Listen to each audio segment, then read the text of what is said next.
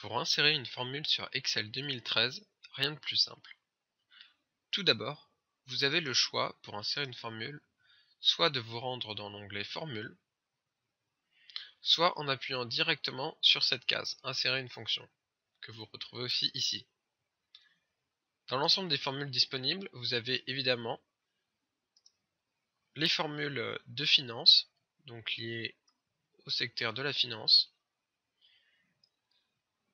Vous avez les formules logiques, et, faux, non, ou, si, etc. Les formules de texte, si vous voulez tout mettre à gauche, tout mettre en minuscule, en majuscule, etc. Les formules de date et heure. Les formules de recherche et référence, les formules de maths et trigonométrie et des fonctions complémentaires. Lorsque nous voulons insérer une fonction, cliquez par exemple sur Insérer une fonction.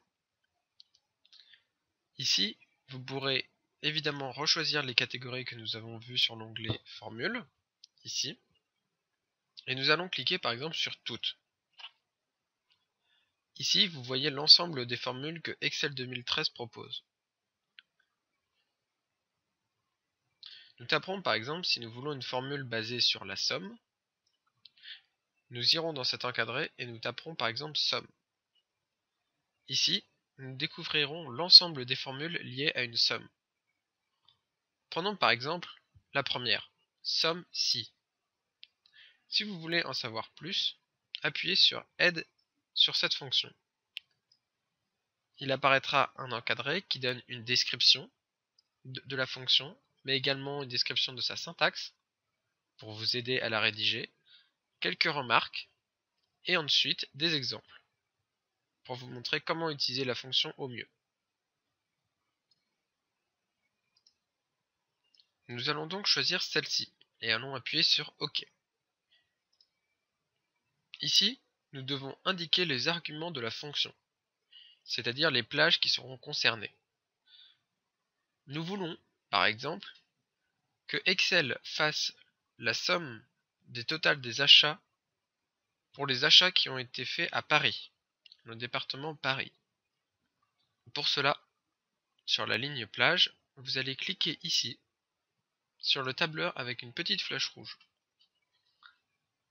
Ensuite, vous allez sélectionner tous les départements de Loiret à Paris. Recliquez ensuite sur le petit carré, et vous voyez que l'ensemble des départements ont été sélectionnés. Puis, vous devez choisir le critère, c'est-à-dire pour Paris. Pour cela, écrivez entre guillemets Paris. Et enfin, Excel devra trouver les données pour le calcul dans la colonne Total des achats. Pour cela, nous allons recliquer sur le carré avec la flèche rouge et nous allons choisir en argument toute la colonne du total des achats. On rappuie sur l'onglet et nous avons toutes les informations dont Excel a besoin. C'est-à-dire, la plage, ce sont les départements, et nous voulons que le critère soit Paris, et enfin que la somme plage soit le total des achats. C'est-à-dire que Excel fera la somme du total des achats sur tous les départements étant Paris. Lorsque cela est terminé, appuyez sur OK. Et vous voyez qu'Excel a directement calculé que l'ensemble des achats à Paris est de 1380 €. Vous pouvez à tout moment revenir sur votre fonction et par exemple modifier le critère. Pour cela, cliquez sur la case des totaux, recliquez sur Insérer une fonction, et vous pouvez par exemple, vous voyez, changer juste le critère ici et mettre Jura. Recliquez sur OK et le calcul a été fait pour le département Jura, l'ensemble des achats qui ont été réalisés dans le Jura. Il est de 1210.